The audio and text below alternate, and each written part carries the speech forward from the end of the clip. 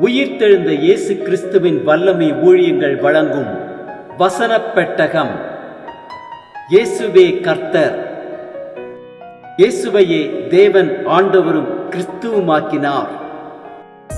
இயேசுவே ராஜாதி ராஜா, கர்த்தாதி கர்த்தா. கிறிஸ்துவே மரித்தோர் மேலும் ஜீவனுள்ளோர் மேலும் ஆண்டவர். கிறிஸ்துவே போதகரும் ஆண்டவருமாயிருக்கிறார். வசனப் பெட்டகத்தின் இன்றைய தினத்திற்கான கருப்பொருள் ஆத்துமா பாகம் 2. பலவீனனுக்கும் எளியவனுக்கும் அவர் இறங்கி எளியவர்களின் ஆத்துமாக்களை ரட்சிப்பார். ஆத்துமாவை குறித்ததான வேத வசனங்களை பார்க்கலாம். சங்கீதம் 33, 18, 19, 20 வாசிக்கிறோம். தமக்கு பயந்து தமது கிருபைக்கு காத்திருக்கிறவர்களின் ஆத்துமாக்களை மரணத்துக்கு விலக்கி விடுவிக்கவும் பஞ்சத்தில் அவர்களை உயிரோடே காக்கவும் கர்த்தருடைய கண் அவர்கள் மேல் நோக்கமாயிருக்கிறது. நம்முடைய ஆத்துமா கர்த்தருக்கு காத்திருக்கிறது. அவரே நமக்கு துணையும் நமக்கு கேடகமுமானவர். சங்கீதம் 34, 22 வாசிக்கிறோம். கர்த்தர் தமது ஊழியக்காரனின் ஆத்துமாவை மீட்டுக் கொள்கிறார். அவரை நம்புகிற ஒருவன் மேலும் குற்றம் சுமராது. சங்கீதம் 54, 4 வாசிக்கிறோம். இதோ தேவன் எனக்கு சகாயர், ஆண்டவரின் ஆத்துமாவை ஆதரிக்கிறவர்களோடு இருக்கிறார். சங்கீதம் 62, 5 வாசிக்கிறோம். என் ஆத்துமாவே தேவனையே நோக்கி அமர்ந்திரு, நான் நம்புகிறது அவராலே வரும். சங்கீதம் 84, 2 வாசிக்கிறோம். என் ஆத்துமா கர்த்தருடைய ஆலய பிரகாரங்களின் மேல் வாஞ்சியும் தவனமுமாயிருக்கிறது. என் இருதயமும் என் மாம்சமும் ஜீவனுள்ள தேவனை நோக்கி கெம்பீர சத்தமிடுகிறது. சங்கீதம் 107, 8 வாசிக்கிறோம். தவனமுள்ள ஆத்துமாவை கர்த்தர் திருப்தியாக்கி பசியுள்ள ஆத்துமாவை நன்மையினால் நிரப்புகிறார். சங்கீதம் 109, 31 வாசிக்கிறோம். அக்கினைக்குள்ளாக தீர்க்கிறவர்களில் நின்று எளியவனுடைய ஆத்துமாவை ரட்சிக்கும்படி அவர் அவன் வலது பார்சத்தில் நிற்பார். சங்கீதம் 116, 8 வாசிக்கிறோம். என் ஆத்துமாவை மரணத்துக்கும் என் கண்ணை கண்ணீருக்கும் என் காலை இடறுதலுக்கும் தப்புவித்தீர். சங்கீதம் 130, 5, 6 வாசிக்கிறோம்.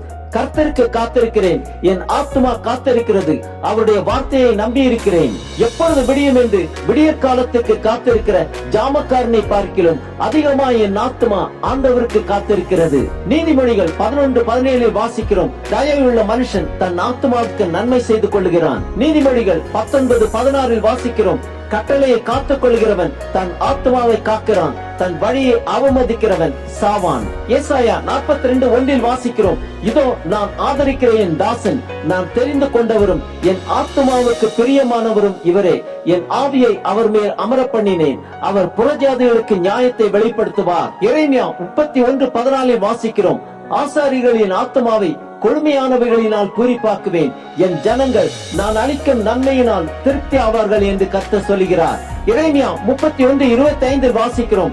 நான் விடாய்த்த ஆத்துமாவை சம்பூர்ணமடைய பண்ணி தோய்ந்த எல்லா ஆத்துமாவையும் நிரப்புவேன். புலம்பல் 3, 25 வாசிக்கிறோம்.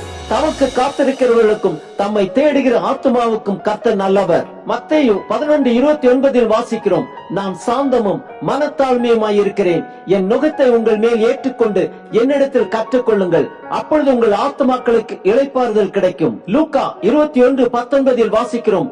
உங்கள் பொறுமையினால் உங்கள் ஆத்துமாக்களை காத்துக் கொள்ளுங்கள். 1 தெசலோனிக்கர் 5, 23 வாசிக்கிறோம்.